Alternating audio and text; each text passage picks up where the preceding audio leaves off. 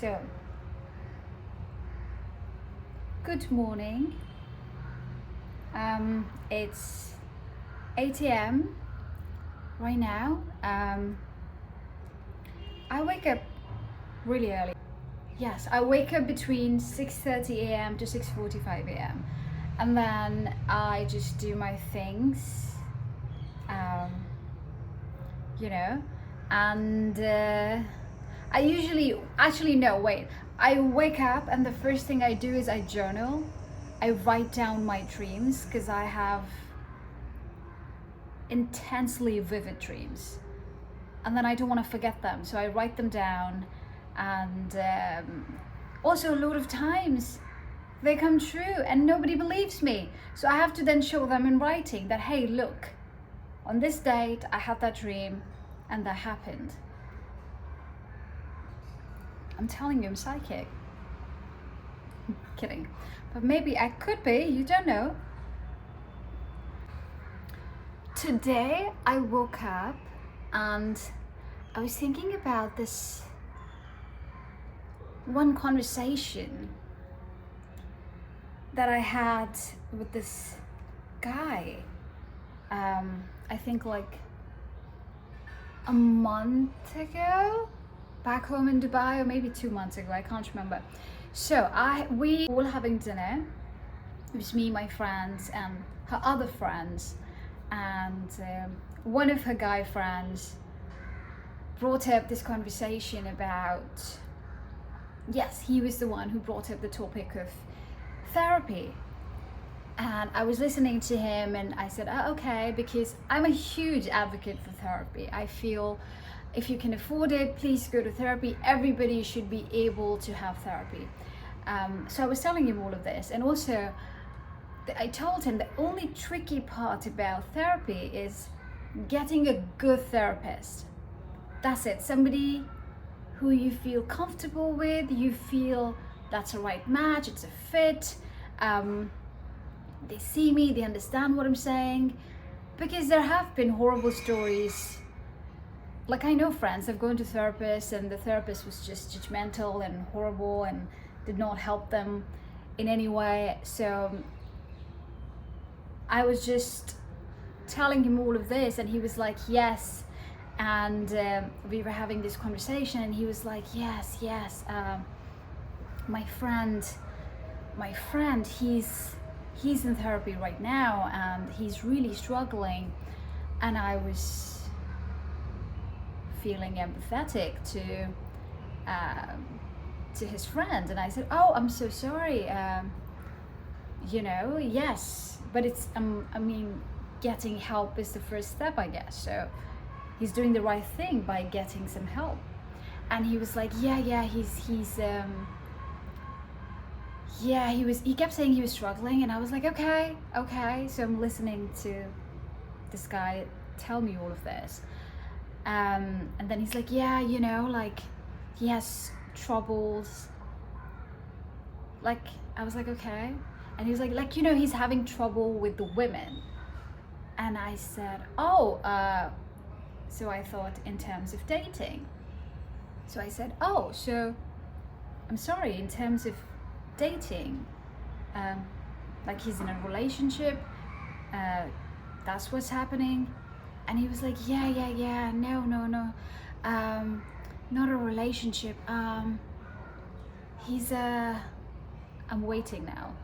He's a misogynist.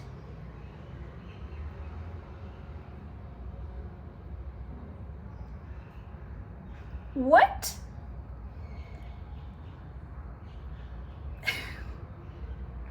When I tell you, I was like, what? And then I started to laugh.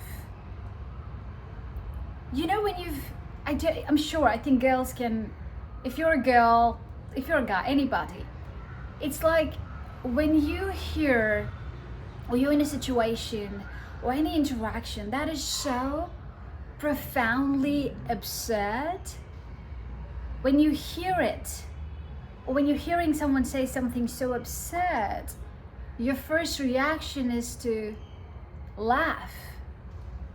because I was like, what? And I started to laugh. And now my friend is laughing. She's not even in the conversation. But she's like, oh, Sarah's laughing. So now she's laughing. And now this guy is like, oh, what's up? Like, what did I say? These two are laughing. So now he starts to laugh. And I'm thinking maybe he's joking, like it's a joke. He's being funny. But then he's actually serious. He is serious. And I was like, so I said to him, therapy for misogyny? That's not a real thing. What do you mean? What do you mean he's a misogynist and he's in therapy for misogyny? What do you mean? And he was like, he was just sort of, I don't know, he was just like sitting there and he was like, yeah. And I remember saying to him, I was like, misogyny isn't a mental health issue. It's not. It's a belief system, a socially conditioned prejudice that's often a reflection of power dynamics, entitlement, and cultural reinforcement. That's misogyny. You don't go to therapy for misogyny.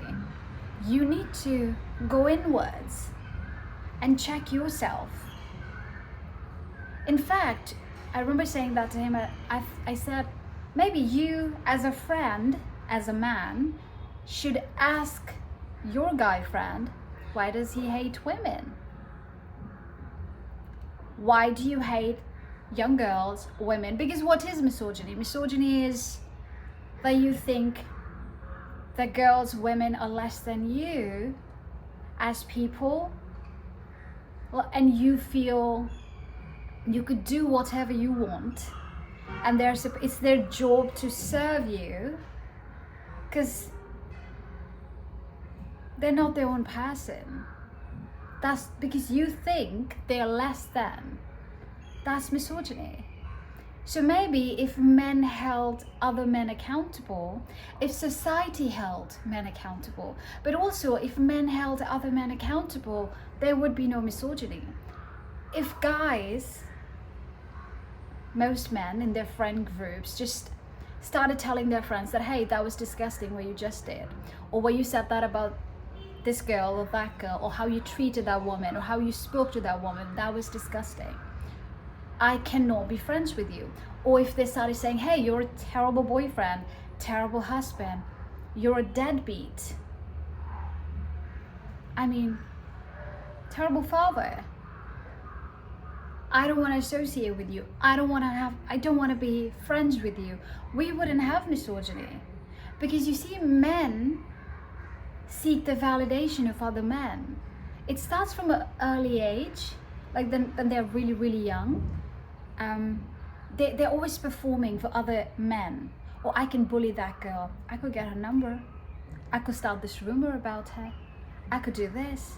It's to impress other men.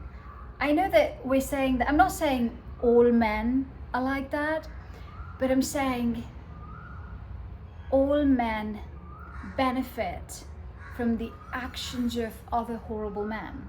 It keeps women in check. Hey, look, that one was so horrible. I'm not like that.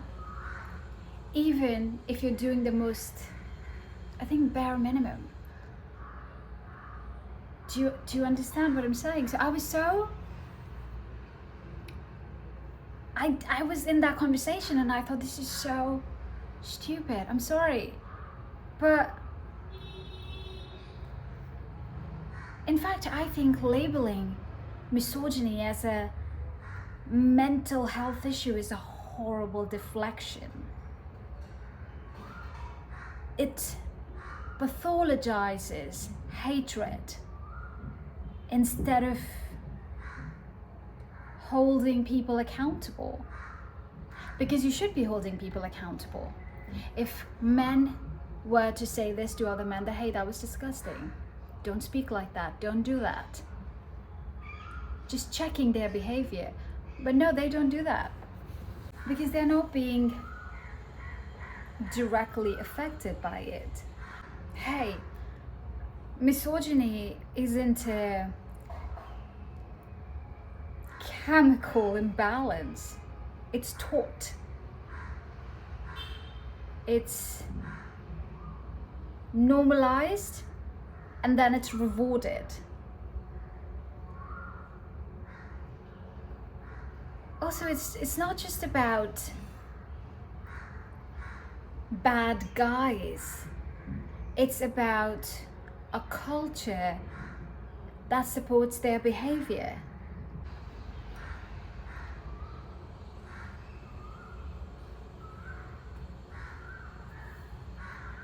No one accidentally becomes a misogynist. It's a world view passed down, echoed by other men, and left unchallenged by society. So, calling misogyny a mental health issue feels manipulative, to be honest. Because it turns accountability into pity. Feel bad for me, I have this problem. I hate women. I am horrible to young girls, women, I hate them. But hey, it's a mental disorder. Misogyny is not a mental disorder. In fact, you're doing a huge disservice by saying it's a mental disorder to people with actual mental disorder. I mean, all of this just reeks of entitlement. You know the amount of time they spend telling girls, don't do this, don't do that.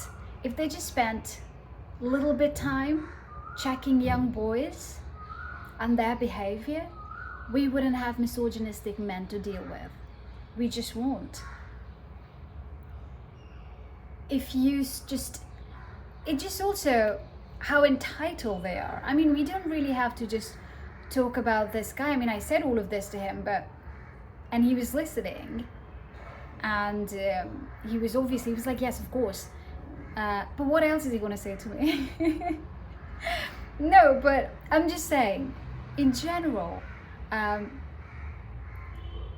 look at within your own family. I can look at my own family. I do see there are men that are entitled. It could be your brothers, your father, your uncles, I don't know, maybe your boyfriend, your husband, baby daddy, who knows? There is this entitlement where they feel you're supposed to do all of this, like you're supposed to serve them. It's your job to serve them. They're entitled to free labor, love, affection, your presence, and they're dismissive of you as a person. And I don't want to take orders from you, because you're a girl, you're a woman, you're less than. But if a man were to give me the same order, I would happily take it. Because I believe a man is my equal, a woman is not. As I said, it starts pretty early on. Performing for other men, seeking the validation of other men, making up stories about girls to impress other men. Lies. All of this is misogyny. It's a culture that supports them.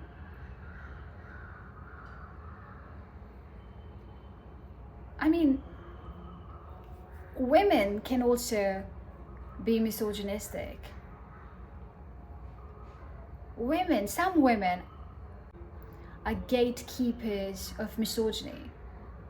There's this wonderful writer, I love her, Andrea Dawkins. She's one of my favorites. And if you pick up any book or anything she's ever written, and she will break it down for you. Women, as I said, are the gatekeeper of misogyny too. They excuse that behavior constantly. They will judge other girls, other women. But men are fine. You're good. You're fine. That's okay. And I don't know who started this concept. I don't know who's this person who started saying this. And people are just going with this, that girls mature faster than boys. That is not true. That is not true. No one said that. There is not a psychologist or there is no scientific research. This is just men to excuse their horrible behavior. They just made this up. Women do not mature faster than boys. Women are just not given the grace. Young girls are not given the grace to mature slower. We have to mature faster because we have responsibilities. It's expected of us. Nobody expects this out of a man. And men saying this, even at their big old age, it's to excuse their own horrible behavior so they don't have to take accountability. Okay, let's say your point is right, that young girls mature faster than the boys. Then why don't you look up to them? Why don't you look at them as a leader? Why don't you look at them as somebody you want to learn from? Because you're saying girls mature faster than boys, then why don't you look up to them? You feel you're entitled to everything they're giving you, but they're supposed to serve you. It's their purpose. And you're just supposed to take. I think if you're a man who struggles with women, who struggles with misogyny, you need to go inwards. There's no therapy in the world. Because there is no therapy for misogyny. That's not a mental disorder. It's just not. Okay? So what you need to do is go inwards. Ask yourself, why do you hate girls? Why do you hate women? That's the question you need to ask yourself. Why are you disgusting to girls? Why are you disgusting to women? Why? That's a you question for yourself. I remember going on about this and I said all of this to him and he was just sitting there. I hope he learned something, a thing or two. Anyway, thank you for listening to my TED Talk. Mwah.